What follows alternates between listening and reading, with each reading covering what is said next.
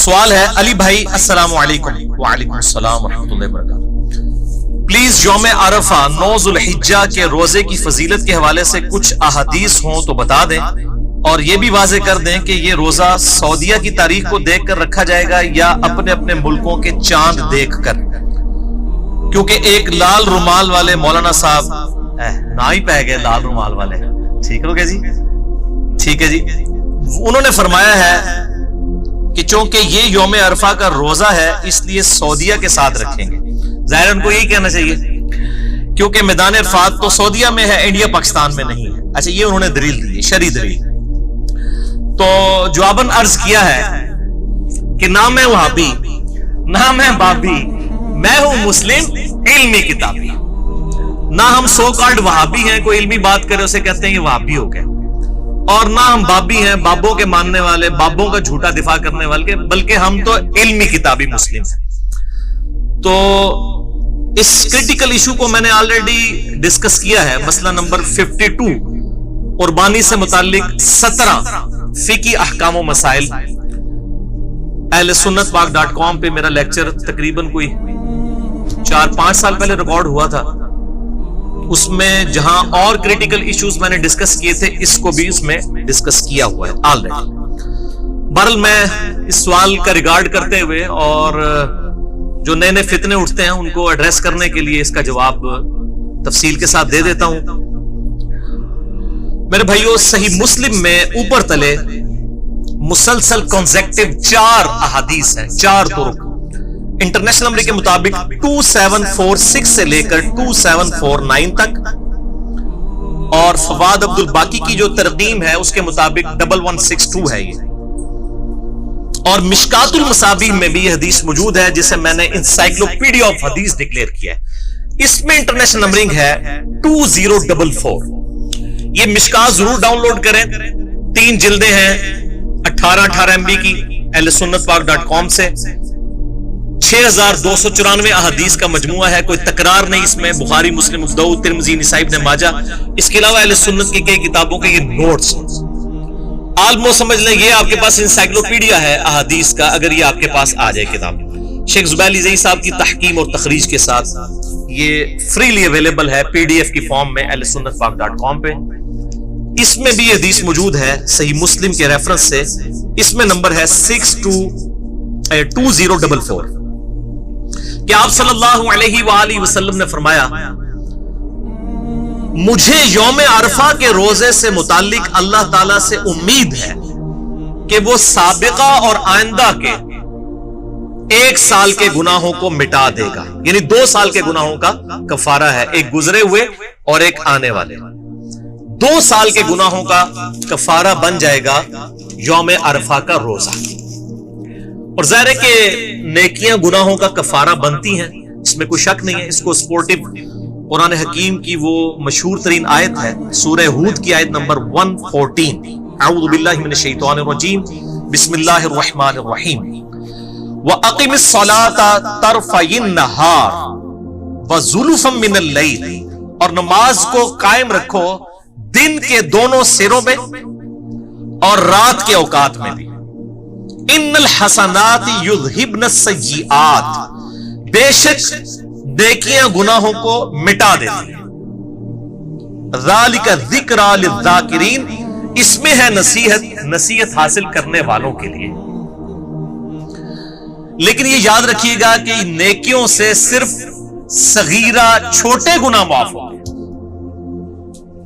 اور ہماری بدقسمتی ہے کہ اکثر گناہ بڑے ہی ہیں، جھوٹ، چغلی، گالی، زنا، شراب نوشی، ماں باپ کی نافرمانی، قتل۔ آلموسٹ آپ مشکات ہی میں پہلی جلد میں آپ کو گناہ کبیرہ کے بیان میں تقریباً 20-22 کے قریب کبیرہ گناہوں کا بیان مل جائے گا۔ مسئلہ نمبر 18 میرا ریکارڈڈ موجود ہے، اس حوالے سے آپ دیکھ سکتے ہیں۔ تو یہ کبیرہ گناہ جو ہے نا جی، وہ صرف توبہ سے، اور ایسی توبہ جس کے بعد آپ اصلاح کر لیں، اس سے معاف ہوتے ہیں۔ زبانی کلامی آپ جتنی مرضی نیکیاں کر لیں، جتنی مرضی نمازیں پڑھ لیں، جتنے مرضی آپ تسبیحات کر لیں، کبیرہ گناہ کبھی معاف نہیں ہوں گے جب تک سچی توبہ کر کے آئندہ اپنے آپ کی اصلاح نہ کرنا چاہیے۔ اور اس کی سپورٹ میں حدیث ہے صحیح مسلم میں انٹرنیشنل نمبر کے مطابق 550 سے 552 تک 3 तुरुक है, मिशकात में भी मौजूद है 564 नंबर, कि आप सल्लल्लाहु अलैहि वआलिहि वसल्लम ने फरमाया अगर बड़े बड़े गुनाहों से बचा जाए तो एक नमाज से दूसरी नमाज दरमियान के गुनाहों का कफारा बन जाती है, एक जुमे से दूसरा जुमा दरमियान के गुनाहों का कफारा बन जाते हैं, और एक रमजान से दूसरा रमजान दरमियान के गुनाहों का कफारा बन जाते हैं अगर बड़े बड़े गुनाहों से बचा जाए। अब ये नहीं कोई एक जुमा पढ़े फिर अगला पढ़ ले, बीच की सारी नमाजें माफ नहीं। नमाज छोड़ना खुद गुनाह कबीरा है, हत्ता कि सही मुस्लिम में हदीस है इंटरनेशनल नंबर के मुताबिक 246 के बंदे के कुफ्र और इस्लाम के दरमियान फर्क की नमाज है। तो नमाज छोड़ने से बड़ा कौन सा कबीरा गुनाह हो सकता है? तो जिसने नमाज छोड़ दी उसने कबीरा गुनाह कर लिया। अब एक जुमे से दूसरा जुमा दरमियान के गुनाहों का कफारा नहीं बनेगा, ना एक रमजान से दूसरा Ramzan. Point to be noted. तो नेकियां सिर्फ छोटे गुनाहों के माफ होने का सबब बनती हैं और वो नमाजों से भी माफ हो जाते हैं। बाकी फिक्र आखिरत के हवाले से मैं अपने 2 लेक्चर्स आपको रेकमेंड करूंगा। मसला नंबर 146 है, मौत से पहले तौबा की जरूरत और क़यामत के दिन का होलनाक मंजर, और दूसरा है मसला नंबर 196, ये 146 वो 196, काश मैं दुनिया में वापस जा सकता। ये उस लेक्चर का उन्वान है, ये आप सुन लें इंशाअल्लाह ताला। उम्मीद है फिक्र आखिरत के हवाले से बेनिफिशियरी होगी। मेरे भाइयों, ये बताने का मकसद ये था कि यौम अरफा जो 2 साल के गुनाहों का कफारा बनता है उसका रोजा, तो इससे मुराद छोटे गुनाह है, बड़े गुनाह नहीं इससे माफ होंगे। ठीक हो गया। अब रहा मसला 9 ज़िलहिज्जा या यौम अरफा, ये सऊदीया के मुताबिक रोजा रखा जाएगा या दूसरे मुल्कों के मुताबिक? इसको टेक्निकली समझे आप। मैंने 3 छोटे छोटे पॉइंट्स लिखे हैं। इल बी पॉइंट नंबर 1, सही बुखारी और मुस्लिम की मुत्तफकुन अलैह हदीस है। बुखारी में 1988, मुस्लिम में 2632 और इंसाइक्लोपीडिया ऑफ हदीस में 2042। ये भी मिशकात में कि आप सल्लल्लाहु अलैहि वसल्लम जब हज के लिए तशरीफ ले गए तो यौम अरफा के रोजे में सहाबा इकराम में इख्तलाफ हुआ, तो कि भाई आप सल्लल्लाहु अलैहि वसल्लम ने यौम अरफा का रोजा खुद रखा हुआ है कि नहीं, क्योंकि आप तो हज कर रहे थे। तो आप सल्लल्लाहु अलैहि वसल्लम को एक दूध का प्याला पेश किया गया, आपने वो एलानिया नोश फरमा लिया, जिससे सबको यह पता चल गया कि आप सल्लल्लाहु अलैहि वसल्लम ने यौम अरफा के दिन रोजा नहीं रखा हुआ था। लिहाजा बुखारी और मुस्लिम की इस हदीस से यह ट्रुथ रिवील हुआ कि यौम अरफा का रोजा है ही उन लोगों के लिए है जो हज नहीं कर रहे, जो हम जैसे गरीब लोग दूर बैठे हुए हैं, ये है ही उनके लिए। उनसे तो आप फैसिलिटी ना छीने। हाजियों के ऊपर तो रोजा ही नहीं है, क्योंकि खिलाफ सुन्नत हो जाएगा। आप सल्लल्लाहु अलैहि वसल्लम ने यौम अरफा का रोजा हज के दौरान नहीं रखा। इल्मी पॉइंट नंबर 2, चूंकि ये गैर हाजियों के लिए है, और गैर हाजी से मुराद सिर्फ सऊदीया के रहने वाले लोग तो नहीं है, पूरी दुनिया के मुसलमान हैं। दुनिया के 7 बड़े आजमों में रहने वाले कमोबेश 1.5 अरब के 1.5 बिलियन मुस्लिम्स के लिए यह फैसिलिटी है कि वो यौम अरफा का रोजा रखकर 2 साल के सगीरा गुनाहों का कफारा बनवा सकते हैं। तो ये फैसिलिटी उनसे ना छीनी जाए। जस्ट लाइक शब्बे कदर, जो बुखारी मुस्लिम में हदीस है कि शब्बे कदर को रमजान की आखिरी अशरे की ताक रातों में तलाश करो, उसमें तो कभी किसी ने नहीं सवाल किया कि जी चूंकि कुरान पाक तो सऊदीया में नाजिल हुआ था तो सऊदीया की ताक रातें देखनी चाहिए, ये किसी को गुमान भी नहीं हुआ। सब लोग यही कहते हैं जी अपने अपने मुल्क में ताक रातें देखें, आपके लिए वो शबे कदर बनेगी, उनके लिए वो बनेगी। तो यौम अरफा 9 ज़िलहिज्जा, अगरचे यौम अरफा का दिन तो स्पेसिफिकली मैदान अरफात के लिए है, लेकिन वो 9 ज़िलहिज्जा का दिन बाकी पूरी उम्मत के लिए तो उनके चांद के मुताबिक ही होगा। मून साइटिंग के ऊपर मेरा एक लादा से क्लिप भी आप वो देख लें, मैं आज उस तरफ नहीं जा रहा। Moon sighting engineer Mohammad Ali Mirza लिखें तो वो क्लिप खुल जाएगा, आपको इंशाल्लाह इस हवाले से और चीजें भी क्लियर हो जाएंगी। तो ये कहना कि जी चूंकि इसका नाम यौम अरफा है तो अरफात में जब हाजी होंगे वो वाला दिन बनेगा, तो फिर इसके ऊपर मेरा इल्जामी जवाब, फकी वाला जवाब, एंटी वैनम ये है कि फिर शब कदर भी वहीं होनी चाहिए जहां पे कुरान नाजिल हुआ है। इंडिया पाकिस्तान में तो कुरान को नहीं नाजिल हुआ, تو ایک فیسلٹی تھی اللہ تعالیٰ نے دی. علمی پوائنٹ نمبر 3، اگر کوئی بندہ کتاب و سنت کے دلائل پہ بات نہ مان رہا ہو پھر اس کو کیا دینا چاہیے؟ پھکی. نہ میں وابی نہ میں بابی، میں ہوں مسلم علمی کتاب. پھکی سے مراد الزامی جواب، ہومیوپیتھک آنسر. ٹھیک ہے جی، یعنی اسی ہومیوپیتھک علاج یہی ہے نا کہ آپ نے اسی اصول اور مبادی کے اوپر علاج کرنا ہے. تو ہمارے ڈاکٹر عمر صاحب گلا کرتے ہیں آپ اس کو اینٹی وینم کے ساتھ ایک دفعہ ہومیوپیتھک بھی کہہ دیا کریں. تو ہومیوپیتھک ویسے یہ میٹھا نہیں ہوتا، آنسر ہوتا بڑا کڑوا ہے، تو میں نے اسے پنجابی میں رکھا ہوا ہے پھکی، اور سائنٹیفک لینگویج میں اینٹی وینم، یعنی کوبرا سانپ کے وینم کا علاج اسی کے زہر سے اینٹی وینم سے ہوتا ہے. الزامی جواب، فلسفیکل آنسر، کہ میرے بھائیوں آج سے 50-60 سال پہلے تک، آج کیا ہے 19 اگست 2018، آج سے 50-60 سال پہلے تک کیا ہمیں یہ بات معلوم ہوتی تھی کہ یوم عرفہ کس دن اور کس تاریخ کو آئے گا سعودیہ میں؟ کیونکہ نہ کیبل نیٹ ورک تھا، نہ سیٹلائٹ کوئی ذریعہ تھا، نہ کوئی انٹرنیٹ تھا. تو ان 60 سالوں سے پہلے جو 1300 سال تک مسلمان ہیں، 1350 سال، کیا وہ اس فضیلت سے پھر محروم رہے نا؟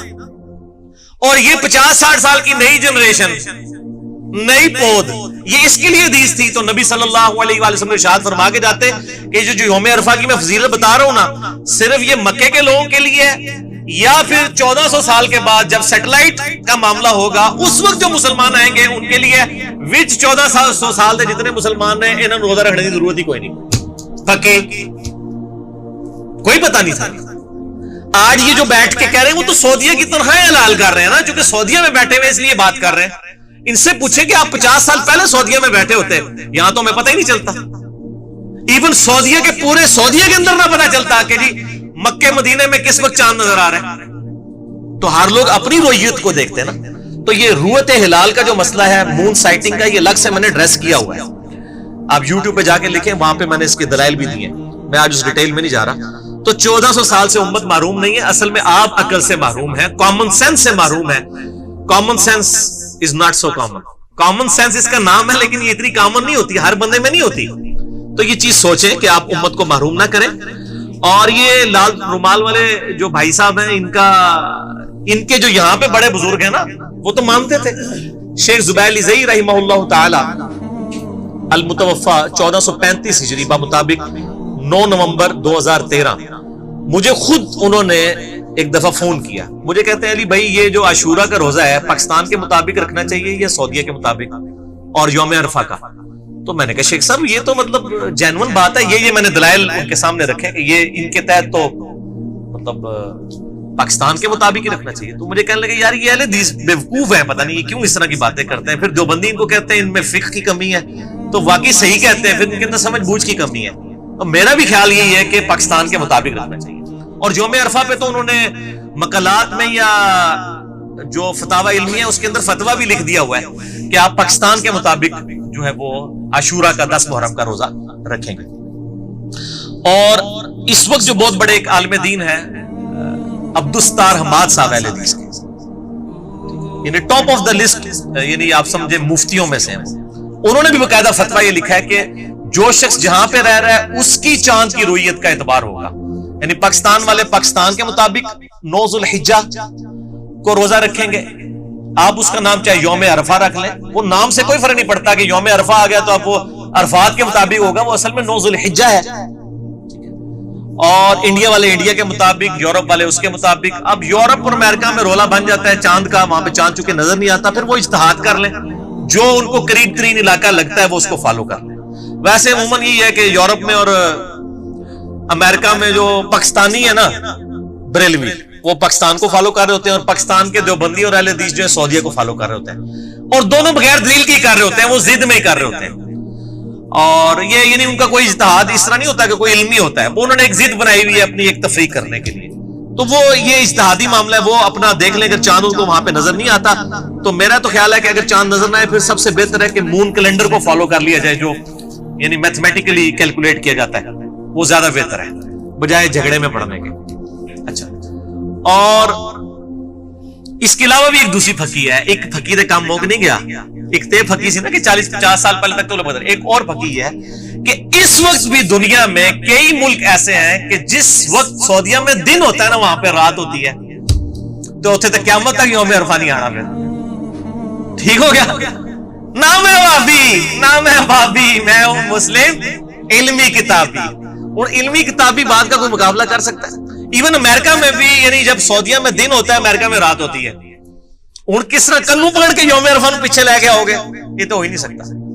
امریکہ میں بھی آپ دیکھ لیں کہ ملینز آف مسلمز موجود ہیں, آپ ان کو محروم کریں گے؟ تو جعلی چیز جعلی ہوتی ہے بھائی. ہر ایک اپنے علاقے کے مطابق دیکھے گا, اسی کو فالو کرے.